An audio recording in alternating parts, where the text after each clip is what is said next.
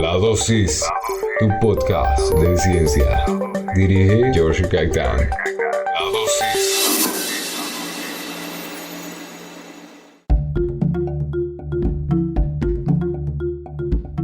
Y hoy le toca el turno a la molécula de Dios. Estamos hablando del DMT, que se encuentra en bebidas como la ayahuasca o el yagé.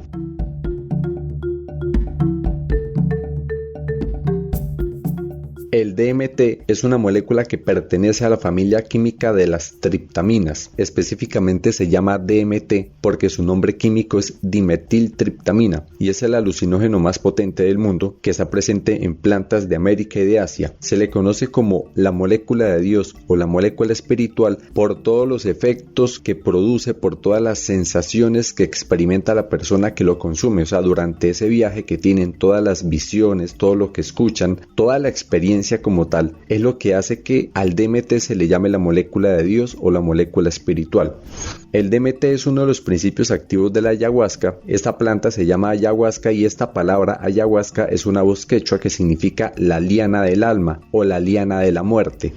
Su uso es ancestral, se remonta hasta hace unos 5.000 años, porque en la región del Amazonas encontramos más o menos unas 200 poblaciones indígenas que desde hace milenios han utilizado la ayahuasca como una medicina ancestral. Dicen que tiene una acción integral porque actúa en la mente, en el cuerpo y en el espíritu. Nosotros diríamos que es un purgante porque ayuda a liberar, ayuda a limpiar el cuerpo, pero también ayuda a liberar y a limpiar el espíritu y la mente. En Colombia, a la ayahuasca se le conoce como el yagé. Y una cosa es la planta de la ayahuasca y otra cosa es el ritual de la ayahuasca o el ritual del yagé. ¿Por qué son dos cosas diferentes? Porque la planta como tal, que tiene unas lianas, o sea, como unos bejucos, y de ahí es que se extraen las sustancias para la bebida. De hecho, la ayahuasca se puede tomar o se puede fumar. Y el ritual del yagé como tal involucra pues toda una preparación, se hace en la noche, involucra unos cánticos, o sea, eso no es algo deliberado, es algo muy preparado. Y este ritual o bebida de la ayahuasca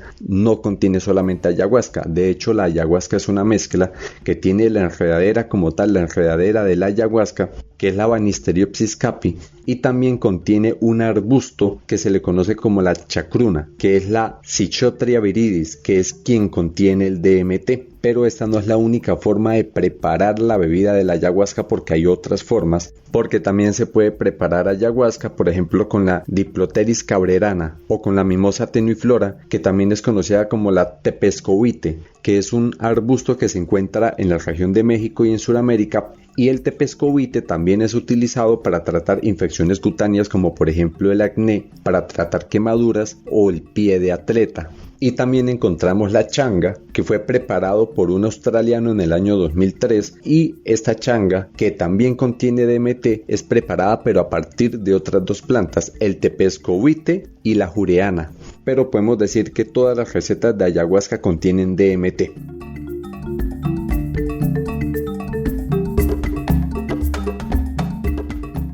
Pero entonces, centrándonos en la ayahuasca, que es la más famosa, esta ayahuasca contiene otras sustancias, no solamente contiene DMT, contiene otras sustancias como por ejemplo betacarbolinas, y dentro de esas betacarbolinas podemos destacar la armina, el THC, que es la tetrahidroarmina, y también la armalina. ¿Por qué son importantes la armina y la armalina? Pues ambos tienen una propiedad fluorescente. Por ejemplo, la armina también es utilizado como antidiabético, o sea, sirve para combatir la diabetes. Pero algo particular de la armalina es que se utiliza como IMAO, o sea, como inhibidor de la MAO. Y para quienes no se acuerdan qué es la MAO, es la monoaminoxidasa. El hecho de que funcione como IMAO, o sea, que funcione como inhibidor de la monoaminoxidasa, es lo que permite que a la ayahuasca se le dé el uso terapéutico porque por su efecto IMAO proporciona protección contra la neurodegeneración. Entonces ya se están haciendo muchos estudios en donde la ayahuasca tiene un potencial terapéutico para las enfermedades neurodegenerativas como por ejemplo el Alzheimer. Pero este uso terapéutico no es por el DMT, es por las betacarbolinas que están dentro de la ayahuasca. Y todas estas plantas que yo les he mencionado pues crecen en la zona andina, en la zona de Sudamérica, como Perú, Colombia, Ecuador, Bolivia, Brasil y Venezuela. Toda esta parte que también está dentro de la región amazónica contiene muchísimas poblaciones que durante milenios han utilizado la ayahuasca como una medicina ancestral. Entonces, entre ellos no se habla ni de droga, ni de alcaloide, ni de alucinógenos, sino se habla de medicina, de la medicina. Y todo este ritual de la ayahuasca o del yagé genera una introspección, o sea, un autoescaneo de la persona que está consumiendo la ayahuasca, porque produce un viaje diferente en cada persona dependiendo de lo que cada uno tenga en su cabeza. Y como las experiencias son tan diferentes, son tan personales, son tan características de cada consumidor, es muy difícil decir cuáles son los efectos que va a generar el consumo de la ayahuasca en cada persona, pero digamos que sí hay como unos patrones, como unos puntos en común, y es que se hace un escaneo interno de todo lo que la persona tiene en su mente, de todos los pensamientos, de todos los complejos, de todas las cosas que han pasado en su vida y que no ha querido solucionar. Entonces podríamos resumirlo básicamente como que durante ese trance es como si se apareciera una voz interior, como un ente, como una deidad, o algunos lo describen como una abuelita sabia que se sienta a hablarle a usted sobre todo lo que ha pasado en su vida, a analizar todos los hechos de su vida, a analizar todo lo que usted no ha querido analizar, todo lo que usted no ha querido enfrentar, y tiene sí o sí que sentarse a enfrentarlo porque no hay otra opción. Está en un trance del cual usted no se puede escapar. Y entonces esta voz interna aparece es porque cuando ingresa el DMT al cerebro se desbloquean muchas partes del cerebro, y eso es lo que hace que el consumidor se tenga que enfrentar consigo mismo y con sus pensamientos. Por eso cada viaje en cada persona es diferente, porque depende de los pensamientos y de todo eso que tenga acumulado en su mente y en su interior. Y durante el viaje se pierde la percepción del tiempo, o sea que mientras que en el mundo de verdad pasaron solamente 4 o 5 horas, usted en su viaje pudo haber pensado que eso era una eternidad. Pudieron haber pasado años enteros usted discutiendo consigo mismo o con esa voz interna, porque la percepción del tiempo se altera. Entonces, en este ritual de la ayahuasca es importante marcar que se toma es como una bebida, y no se toma una única vez. Se le empiezan a dar a las personas las bebidas de forma repetitiva, o sea, son varias ingestas, y como el DMT va a ingresar es a través de la digestión, el efecto en todas las personas no se demora lo mismo en aparecer, porque eso depende del metabolismo. Entonces en algunas personas puede tardar 40 minutos, una hora, de pronto más, o en algunas personas de pronto menos, pero en promedio podríamos decir más o menos unos 45 minutos para que empiece a experimentar los primeros efectos, que casi siempre son náuseas, vómito, mal de estómago, diarrea, porque empiezas con una limpieza física y después empieza a hacer efecto ya a nivel del cerebro. El efecto como tal de todo el trance puede durar de 4 a 5 horas cuando el DMT es ingerido en la bebida, o sea, en la ayahuasca como bebida, y va a experimentar unas sensaciones muy visuales, una limpieza física, una limpieza mental, una limpieza espiritual. Las experiencias auditivas digamos que son bastante fuertes porque se agudiza mucho el oído, entonces va a escuchar muchas cosas que antes no podía escuchar. Va a empezar a tener alucinaciones porque se distorsiona todo el entorno, todo lo que usted percibía con sus ojos va a estar distorsionado. Puede generar unos cuadros de euforia, unas pupilas dilatadas, se incrementa el ritmo cardíaco y la presión arterial. Aparte de las náuseas que ya les había mencionado, se generan unos episodios de ansiedad, se van a presentar problemas de coordinación motora, o sea, la manera como se coordina el cuerpo para andar, para moverse, y va a generar una amnesia que dura durante el viaje, o sea que cuando va terminando el viaje usted va a ir olvidando qué fue lo que experimentó durante el viaje. Entonces este viaje tiene un punto delicado, a usted se le va a olvidar qué fue lo que vio, qué fue lo que experimentó, porque este cuadro de amnesia es durante el viaje. Usted termina el viaje y se le va olvidando tal cual como le pasa con los sueños. Usted está soñando y se acuerda en el momento del sueño, pero después de que usted despierte y va pasando el día, a usted se le olvida el sueño. Lo mismo pasa con el viaje de la ayahuasca. Y entonces la ayahuasca prácticamente no tiene peligro de adicción porque se dice que los alucinógenos, o mejor dicho, se ha demostrado que los alucinógenos no producen una adicción como tal, pero sí hay un peligro de tener un mal viaje y que ese mal viaje deje secuelas permanentes. Y entonces, ¿cuándo una persona debe evitar hacer el viaje de la ayahuasca? Pues cuando tenga alguna de las siguientes contraindicaciones. Cualquiera de las siguientes características puede poner en riesgo a la persona cuando se expone al DMT. Cuando tiene antecedentes psiquiátricos familiares, cuando tiene enfermedades cardiovasculares, porque es que el hecho de que se altere el ritmo cardíaco y la respiración, si la persona tiene alguna enfermedad preexistente que afecte a alguno de estos sistemas, sustancias, pues va a tener unos síntomas impredecibles y eso puede poner en peligro a la persona. Si la persona ha tenido cuadros depresivos, enfermedades pulmonares como por ejemplo el asma, trastornos de atención, o si la persona hace uso de sustancias de abuso, o sea, sustancias psicoactivas como la marihuana, como la cocaína.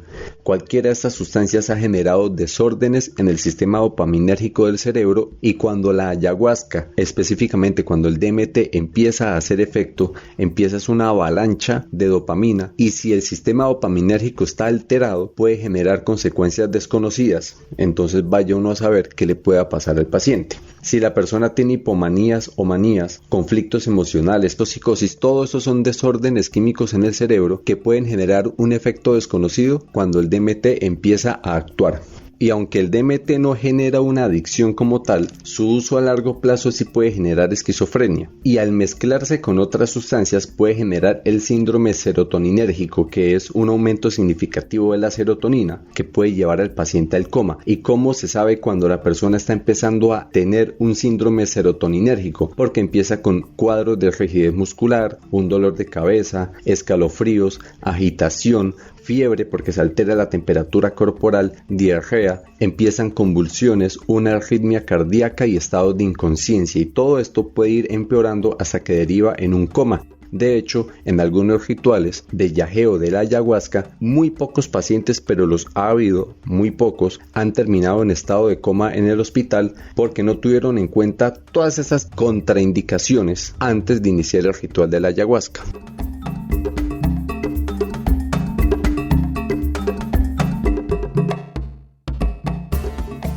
Pero ¿qué tiene de especial la molécula del DMT para generar todos estos efectos? Lo primero que tenemos que decir es que dentro de nuestro cerebro existe una glándula que se llama la glándula pineal que genera el DMT en las siguientes circunstancias. Lo genera en pequeñísimas cantidades a nivel de trazas, una cantidad sumamente ínfima, pequeñita para el sueño, y eso es lo que genera las visualizaciones en los sueños. Y el DMT también se genera en grandes cantidades solamente en dos eventos de nuestra vida, los dos eventos más importantes, cuando usted nace y cuando usted muere. Entonces tenemos que dentro de nuestro cerebro hay una glándula que está produciendo DMT en pequeñas cantidades para generar todos los efectos que nosotros conocemos de los sueños, esos en pequeñas cantidades, y en grandes cantidades nada más y nada menos que cuando nacemos y cuando nos morimos. Y se dieron cuenta de esto porque hicieron unos estudios con unos ratoncitos en el laboratorio y se dieron cuenta que ellos eran capaces de hacer una producción endógena de DMT, o sea, producción endógena es que ellos lo producen internamente. ¿Y ¿por qué? Porque es que analizando la molécula del DMT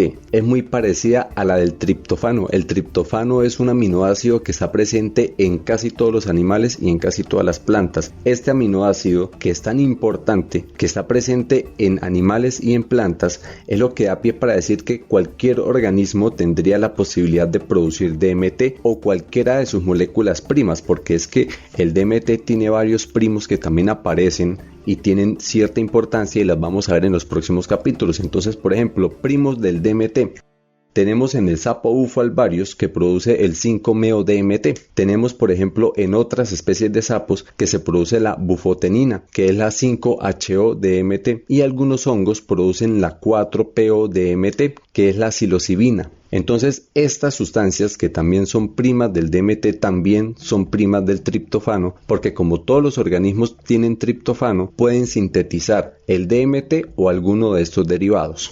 Y entonces, si nosotros tenemos una glándula pineal en el cerebro que produce el DMT y que lo produce para los sueños y en algunas situaciones cercanas a la muerte, esto es lo que podría explicar todas esas experiencias, esas visiones, todos esos relatos místicos, esas revelaciones espirituales, esos encuentros con entes inmateriales que se dan en la meditación, en el ayuno o en las experiencias cercanas a la muerte, porque tanto la meditación como el ayuno, como cualquier experiencia cercana a la muerte, son situaciones que propician el flujo de DMT, y como genera estas sensaciones, por eso se le ha apodado como la molécula del espíritu. Y aquí empieza una controversia. Si se perciben entidades, o sea, presencias, entes inmateriales, e incluso se alucina con personas, estas entidades ¿Existen de verdad por fuera del cerebro y el DMT permite que las veamos? ¿O son producciones internas del cerebro y entonces todas estas entidades, todos estos entes inmateriales solamente existen dentro del cerebro? Ahí está el debate.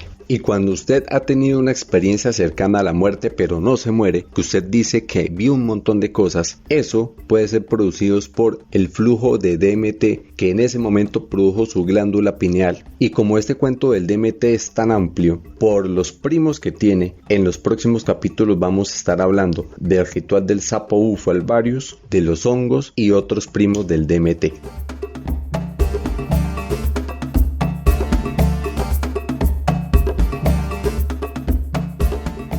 Imagínese que en 1984 la señora Lauren Miller, que era directora de la Corporación Internacional de Plantas Medicinales, hizo una visita por Sudamérica y se llevó una muestra de ayahuasca para Estados Unidos, allá para California, en donde tenía la sede de su corporación, y en 1986 solicitó la patente de la ayahuasca. Se le dio la patente de la ayahuasca con los derechos para vender la planta y para criarla, o sea, para cultivarla y para venderla, comercializarla. Cuando las poblaciones indígenas del Amazonas, que habían usado esa planta y el ritual de la ayahuasca durante milenios, se enteraron que habían dado una patente a una norteamericana para poder cultivar y comercializar la planta, varias organizaciones indígenas empezaron todo un pleito legal para revocar esa patente. Incluso le escribieron al que en ese entonces era el presidente de los Estados Unidos, que era Bill Clinton, le escribieron solicitando que ayudara a revocar esa patente. Incluso una delegación de indígenas a través de las asociaciones indígenas del Amazonas viajaron hasta la Corte de Estados Unidos para solicitar la revocatoria de esta patente, y hasta el año de 1999 se logró revocar esta patente, obviamente ya después de 10 años en que la señora Lauren Miller hizo una buena platica ya vendiendo la planta de la ayahuasca.